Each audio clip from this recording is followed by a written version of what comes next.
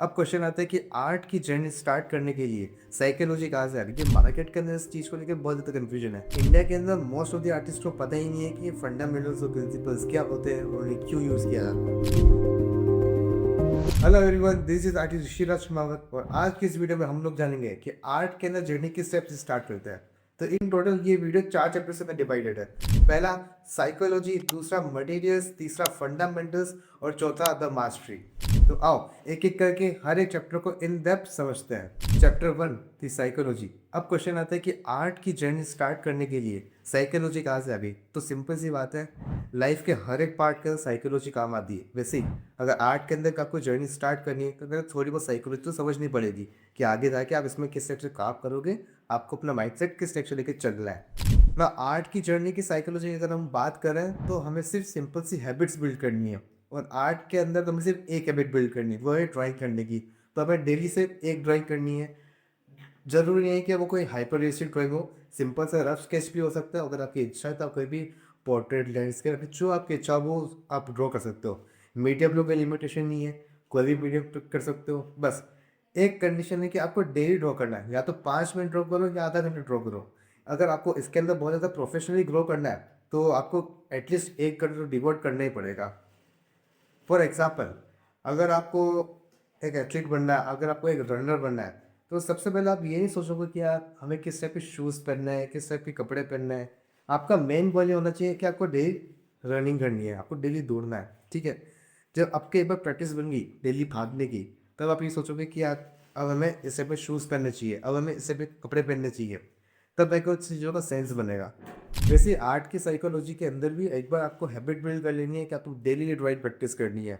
5 minute हो, आधा घंटा हो या फिर 1 घंटा हो, बस आपको डेली ड्राइंग करनी है। फिर उसके बाद आप अलग अलग स्टेप पे जाओगे कि आप फंडामेंटल प्रिंसिपल्स पे ध्यान दे रहे हो, आप अलग अलग मीडियम को ट्राई कर रहे हो, तब आपको ज़्यादा मज़ा भी आएगा। अगर आप स्टार्टिंग में ये सब चीज़ों में पड़ जाओगे तो आप फ्रस्ट्रेट हो जाओगे कि यार हम क्या चीज़ कर रहे हैं, हमें तो क्रिएटिविटी दिखानी थी, हमें तो हमारा टैलेंट दिखाना था। हम तो स्टार्टिंग में अलग अलग चीज़ करने लगे, अलग अलग एक्सरसाइज प्रैक्टिस करने लगे, तो आप बोर हो जाओगे, फ्रस्ट्रेट हो जाओगे।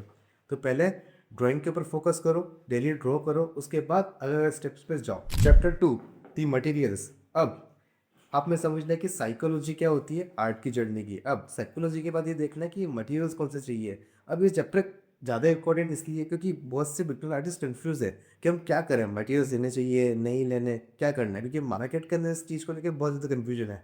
कोई बोलता है कि इस ब्रांड के मटेरियल खरीद लो, कोई बोलता है इस टाइप के शॉर्पनर से इरेजर खरीद लो तो बहुत अच्छा रहता है, ड्राइंग इंप्रूव हो जाती है।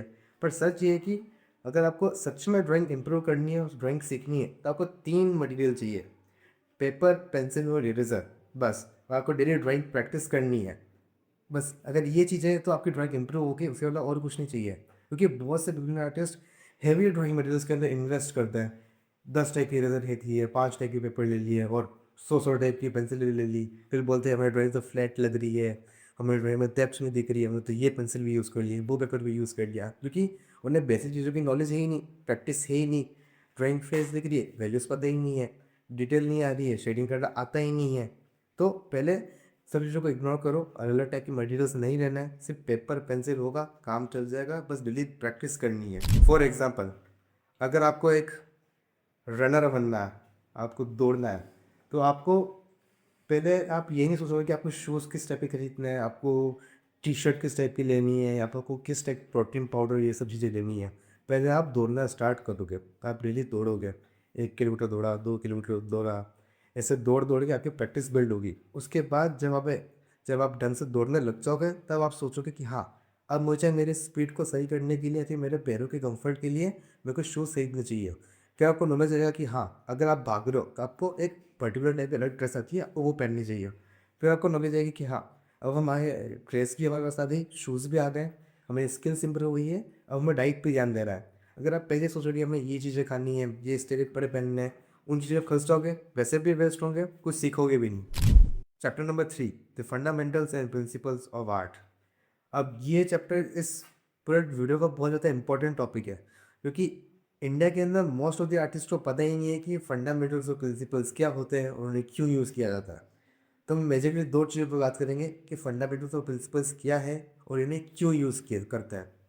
तो पहली चीज़ ये क्या है, अगर हम एकदम बेस लेवल पे बात करें तो लाइंस, एंगल्स, प्रपोर्शंस, पर्सपेक्टिव्स और वैल्यूज़, लाइटनेस एंड डार्कनेस, ये सब चीज़ें फंडामेंटल्स एंड प्रिंसिपल्स के अंदर आती है। फंडामेंटल्स एंड प्रिंसिपल्स को क्यों यूज़ करते हैं? फॉर एग्जाम्पल इंडिया के अंदर मोस्ट ऑफ द आर्टिस्ट को अलग अलग मीडियम्स को प्रैक्टिस करना है। किसी को चारकोल करना है, किसी को ऑयल करना है, किसी को एक्रेलिक करना है।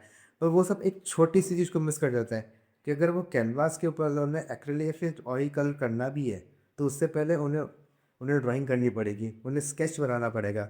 और वो स्केच या फिर ड्राइंग करने के लिए उन्हें इन फंडामेंटल्स और प्रिंसिपल्स की नॉलेज होना ज़रूरी है। पर इंडिया के अंदर बहुत से आर्टिस्ट इन चीज़ों को मिस कर जाते हैं, इन बेसिक्स पॉइंट्स को मिस कर जाते हैं। तो अगर आपको ड्राइंग के अंदर इम्प्रूव करना है तो इन फंडामेंटल्स एंड प्रिंसिपल्स के ऊपर आपको बहुत अच्छे से वर्क करना पड़ेगा, आपको इनके ऊपर मास्टर लानी पड़ेगी, तब जाके आपकी ड्राइंग इम्प्रूव होगी। नाउ चैप्टर 4 दी मास्टरी। ड्राइंग को अच्छे से सीखने के बाद में और उससे अच्छे से ग्रो करने के बाद आपका नेक्स्ट वन ये रहता है कि आप अब अलग अलग टाइप के मीडियम्स को एक्सप्लोर करो, ताकि आपको एक मीडियम चूज करवाओ और उसमें मास्टरी करो। अब किसी भी मीडियम को मास्टर करने के लिए दो पॉइंट सबसे इंपॉर्टेंट है। पहला कि इस मीडियम को लेके आपका कितना ज़्यादा इंटरेस्ट है, और दूसरा उस मीडियम को लेके आप जिस एरिया में रहते हो उस एरिया में कितनी ज़्यादा बिजनेस अपॉर्चुनिटीज़ है। इन दो चीज़ों को समझने के बाद में आप अपना मीडियम चूज़ करो। फॉर एग्जांपल मैं जिस एरिया में रहता हूँ यहाँ पर पिछोई आर्ट की बिजनेस डिमांड सबसे ज़्यादा है। तो मेरा ये गोल रहता है कि मैं पिछोए को सीखूँ, उसके अराउंड बिजनेस क्रिएट करूँ, मेरी स्किल्स भी ग्रो होगी, मनी भी आएगी। तो अगर आप भी कोई भी मीडियम मास्टर करने के लिए सोच रहे हो तो पहले इन दो पॉइंट्स के ऊपर अच्छे से सोचना, उसके बाद आप मीडियम डिसाइड करना।